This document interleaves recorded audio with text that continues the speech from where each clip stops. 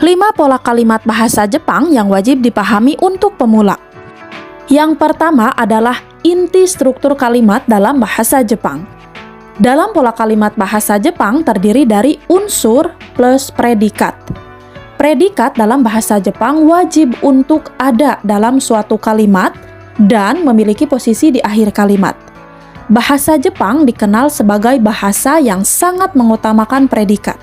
Unsur-unsur lainnya seperti subjek, objek, serta keterangan dapat disusun di depan predikat untuk dihubungkan.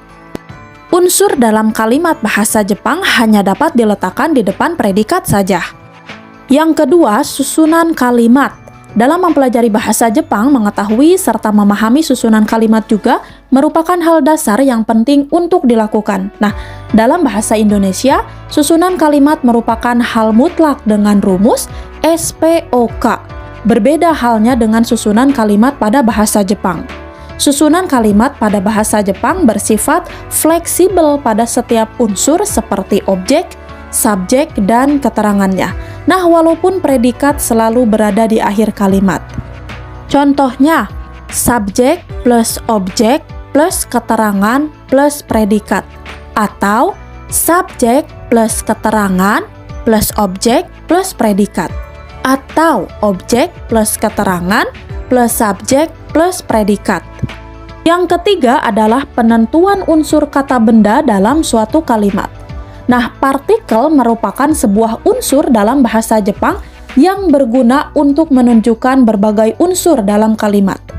Jadi, dalam bahasa Jepang, unsur yang dimaksud adalah wa, o, atau de. Minasang, partikel wa digunakan untuk menunjukkan sebuah subjek atau topik. Contohnya, watashi wa. Nah, minasang ini artinya saya. Selanjutnya, rara sang wa. Artinya lala atau saudara lala. Selanjutnya, partikel wo atau o digunakan untuk menunjukkan sebuah objek. Contohnya, tegami wo. Artinya surat. Kemudian contoh yang kedua, hong wo, artinya buku. Selanjutnya, partikel de digunakan untuk menunjukkan sebuah tempat. Contohnya, restoran de, artinya di restoran. Toshokan de, artinya di perpustakaan.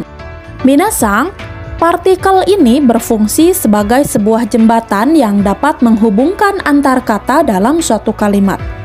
Keberadaan partikel pada bahasa Jepang ini akhirnya membuat susunan kalimat menjadi lebih fleksibel. Nah, selanjutnya, kata menerangkan dan diterangkan.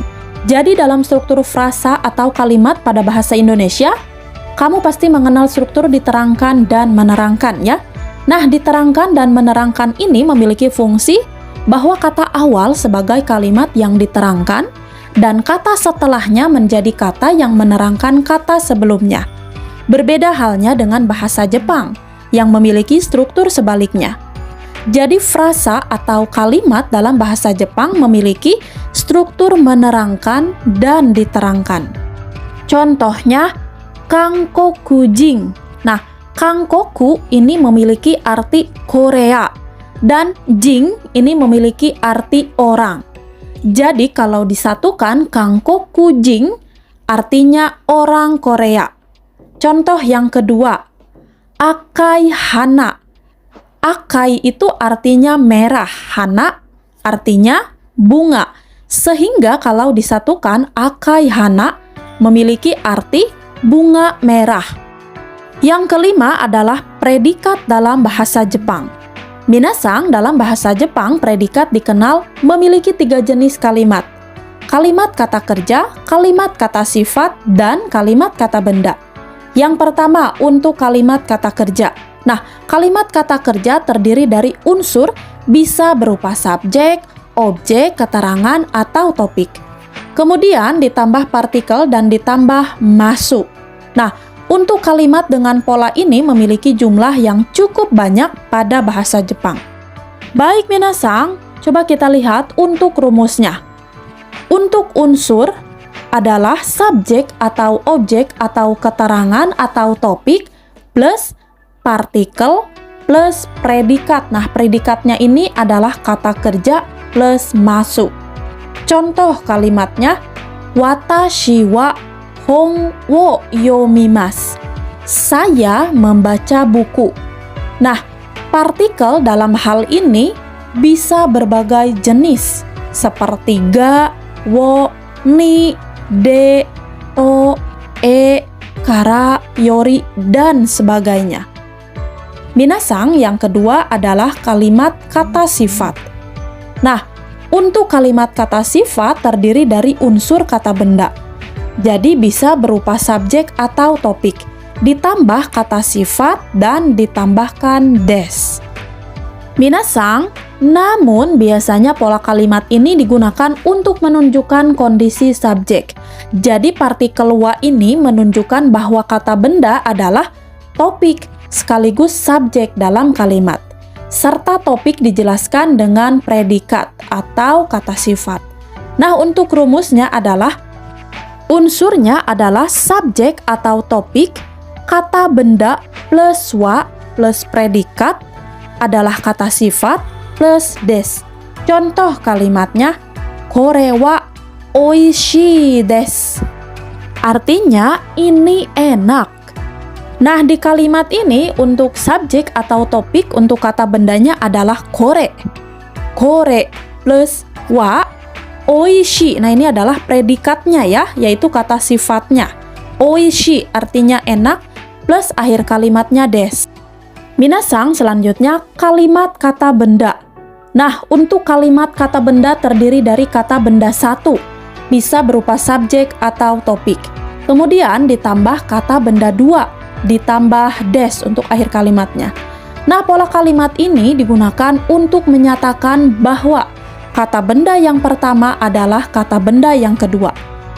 Nah, minasang, hal ini bermakna bahwa partikel wa yang menjadi penghubung antar kedua kata menunjukkan bahwa kata benda yang pertama merupakan topik sekaligus subjek dalam kalimat.